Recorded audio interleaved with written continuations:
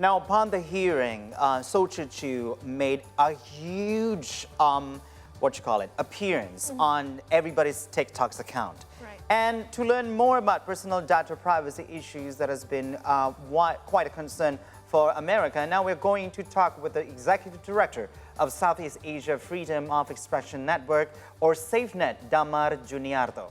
Hello, Mas Damar, can you hear us? Yes, very loud and clear. Thank you. Right. All right. Hello, everyone. Hi. Based on your analysis, what are the most critical questions in the U.S. Congress addressed to TikTok's CEO regarding its data security? Yeah, obviously, number one is it is about how we can trust the TikTok as a digital platform to hold millions users of U.S. Citizens where they are using the TikTok every day. So the issue is about whether we can trust this company to protect the users' data. That's number one. The next thing is about how this platform really focusing on protecting the users from such online harassment or online threats, which is some of the MPs from the U.S. Congress tried to grill the CEOs of TikTok about this, showing a lot of evidence. One of them is saying that there are already 41 days of one threat against the U.S. Congress, True. but not deleted. Although TikTok saying that they already have these guidelines that they said as community guidelines. So those two is the biggest issue. I think what connects between 1 and 2 is about tech accountability. This is the tech accountability is the issue, not only to TikTok, the new or the latest digital technology that influence many of young users in US, but also we have to throw back sometimes, like years ago, where the same position has been placed Mark Zuckerberg as on the spotlight when we know about the case of Cambridge Analytica. So that's my 2 points that we need to consider. But sir, also my question is why now? Because TikTok has been in the world for quite some time, and then if the concern was actually the safety of the young users, lots of platforms, similar platforms, let's say Instagram and other things, also guilty as charged if that is actually the concern. But is this the baseless suspicions being directed to the CEO, or it's simply because of geopolitical tensions there is? Yeah, to answer that, I think we have to understand about the geopolitics itself. As you said, why now? Like we already seen this in 2019, right? One of the censorship that being placed by TikTok to one of the users who use TikTok as a way to communicate about a situation happen in Xinjiang. So I think one of the reason why, because there is a lot of worriness across the global, not only in US, but also starting from European Union, where many of the European Union government already released a lot of messages to the government not to use TikTok while in their office. So that's starting from that, and then it's spreading to the United States. The same probably same notification sent to the U.S. staff not to use TikTok while on their office. And then now the question is about spreading like this, because the key question is the transparency. So this is about how we can trust the digital platform and how transparent is the company to the public. So as you may heard during the hearing that and we can see from his gesture that how the COO tried to explain everything is he was cautious. Yeah. It means that he tried to explain everything based on the talking points. We can see that he is not relaxed. Means that he is avoiding problems that can happen in the near future. So I'm seeing how the TikTok responding to this allegation is also like sending a kind of message that they are not truly explaining everything so clear to the public, even in front of the congressman. So my point is about the allegation. We cannot say now that the allegation is true or not, but we can judge from how the CEOs try to defend TikTok company in front of the congressman. He tries to follow the talking points and not like ready enough to explain everything and showing that this company is really trustable in front of the U.S. Congress. Right. So that's yeah. All right, Mas Damar, similar suspicions are also raising in other countries, especially in the European Union. Is it also imposed due to the same reasons or basis? Because we haven't heard anything similar to this concerns from other countries, like you mentioned before, like the Great Britain and also in Canada and so. Yes, exactly. Like I said, that this allegation is coming from a lot of government, not only in the U.S. Landslide. Yeah, this is coming also from European Union. So we have to use also a lot of data coming from CSOs and also academics who try to inspect how transparent is TikTok whenever they saying that they're protecting the users' data.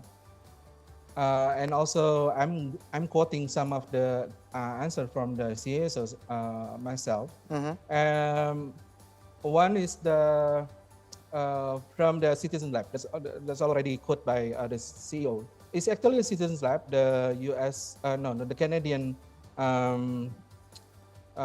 think tank that focus on the digital safety, saying there is no indication, although there is no indication that TikTok is misuse the users' data, but since there is no transparency amongst how they work, that the suspicious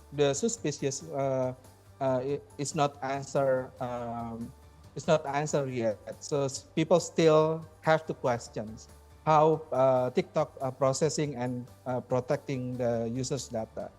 And from the answer that coming from the CEO, what I heard yesterday is how CEOs from TikTok is using the principle that they are U.S. company. They put their server in U.S.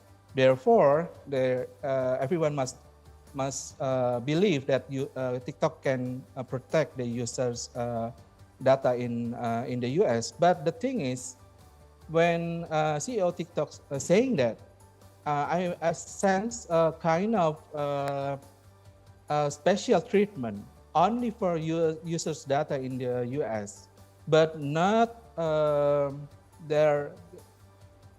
I'm not so convinced that TikTok will protect others' users' privacy outside U.S. That means the suspicious coming from the European Union might be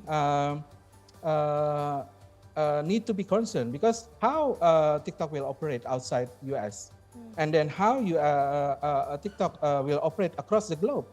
If there is a special treatment from the U.S. citizen, and then will there any special treatment for other country TikTok users who not reside in the U.S.? So that's one thing that worries me a lot.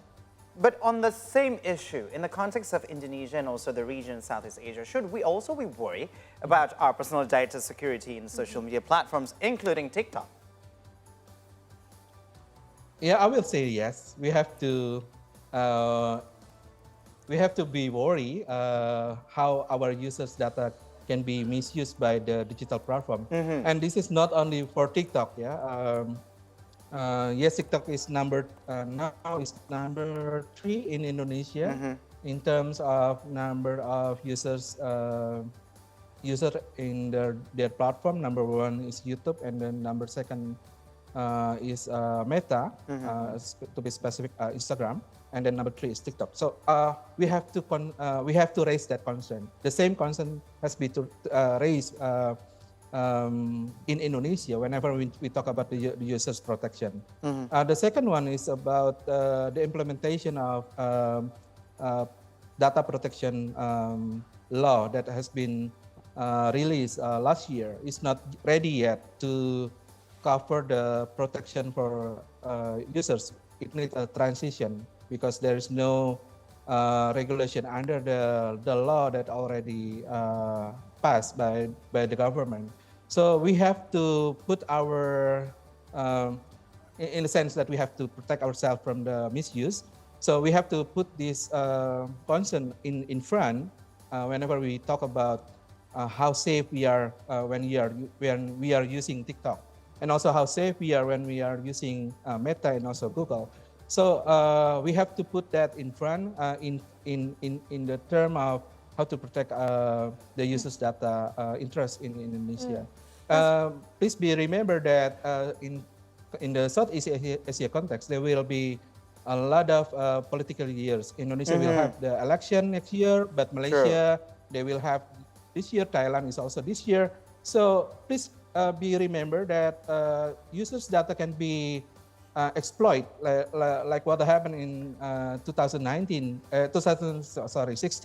in the US during the election of US election. So we have to remember that case in order to put ourselves not to be quote unquote trust 100% to the digital platform. We have to remember that.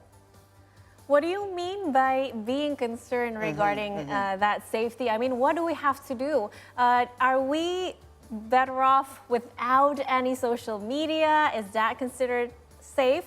Or we can still use all the social media platform, but still be safe as well. Could you please elaborate more on that, on how to make us let's say gain more suggestions. safety? Yeah, suggestions.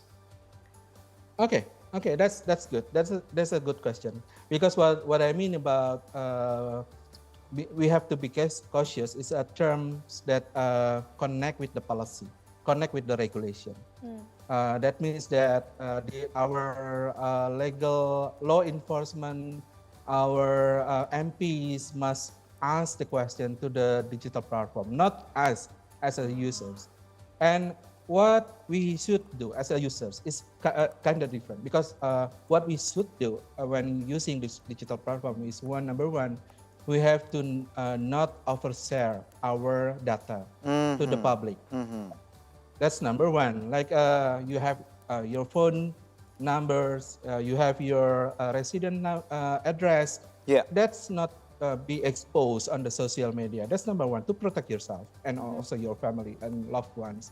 Number two is you have to double the protection of your account. Means that you have to activate the two-factor authentication or multi-verification to make your account protected more than just adding a password. So means that you have to know how to activate that, because you need your part to do that part, because the social media platform cannot do it for you. And so number three, I think what need to remember is we have to take control our privacy. So means that we have to be aware that there's a saying that nobody knows in the internet. Nobody knows that if you're a dog. So that means that you even don't know, like someone that likes you or someone that send you DMs. probably like DMs you, and then we don't know whether he's a true person or he's just a scammer, right? So we have to be very cautious on that sense. I mean, like I also I don't put I don't want to spread worriness to the users and then intriguing people to deplatforming themselves, like deleting their social media account. That's not my message. My message is about you have to protect yourself, and because in this time a lot of scams, a lot of fraud that being using the social media as a way to attack people. So that's my 3 tips for everyone here. All right, Damar, Juniarto, thank you so much for your time. And also, it has been quite an interesting talks and conversations about this whole data protection, also data security. Thank you so much, and we hope to see you probably in the studio. Yes, thank you so much. We appreciate your time and insights.